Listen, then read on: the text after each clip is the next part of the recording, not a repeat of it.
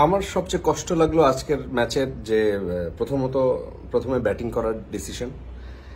বাংলাদেশ হয়তো পরে ব্যাট করলে, টসে জিতে পরে ব্যাট করলে হয়তো একটু এগিয়ে থাকতো, কারণ আমাদের বোলিং সাইডটা স্ট্রং এবং এটা পরীক্ষিত হইলেও এটা ব্যাটিং পিচ। সবাই বলতেছিল, আমাদের অধিনায়ক আগে থেকে ধারণা করছিল 150-এর মধ্যে আটকাবে ভারতকে। এই ভারতকে 197-198 রানের টার্গেট দিচ্ছে বাংলাদেশকে। সো বাংলাদেশ এটা চেস করতে পারবে কিনা আশা রাখছি, এবং হয়তো বাংলাদেশ পারবে বলে আমরা দোয়া করছি।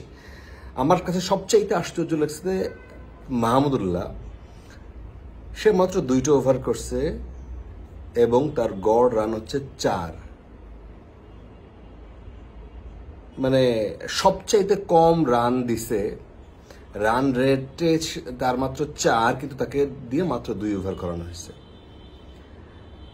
এটার কারণ আমি নিজেই খুঁজে পাইনি। আমি আগের ম্যাচগুলোতেও দেখছি যে মাহমুদুল্লাহ ভালো বল করতেছে, কিন্তু তাকে বল দেওয়া হচ্ছে। কারণ সবচেয়ে বেশি মার খাইছে আজকে, ভালো করছে। এরপরেও তানজিম সাকিব দুর্দান্ত 2টা উইকেট পর একই ওভারে 2টা গুরুত্বপূর্ণ উইকেট নেওয়া, তো ওইটা বাংলাদেশ একটু আগাই গেছে। একটু আগাই গেলেও আপনি দেখেন প্রত্যেকটা ব্যাটার রান পাইছে। প্রথমেই আপনি যদি রোহিত শর্মার কথা বলেন, সে 11 বলে সে 23 রান করে, মানে তারপরে সে আউট হয়ে গেছে। তারপরে বিরাট কোহলি, সবাই রান পাইছে এবং সবাই ভালো ব্যাট করছে। সো বাংলাদেশের ব্যাটারদের মধ্যে আপনার আজকে যদি লিটন সাহেবরা, আজকে যদি শান্ত সাহেবরা গোল্লা মারে, তাইলে খবর আসছে বাংলাদেশের। আজকে ডেফিনেটলি তাহিদ হৃদয় পর্যন্ত যাইতে হবে না। আমাদের প্রত্যাশা থাকবে ওপেনিং জুটি, তারা একটা ভালো শুরু করে দিলে, বাংলাদেশ একটা ভালো শুরু পাইলে এই ম্যাচ জেতা সম্ভব। এবং আজকে জিততেই হবে, জেতার কোনো বিকল্প নাই। কারণ আজকে জিতলেই বাংলাদেশ নেক্সট সেমিফাইনালে যাবে।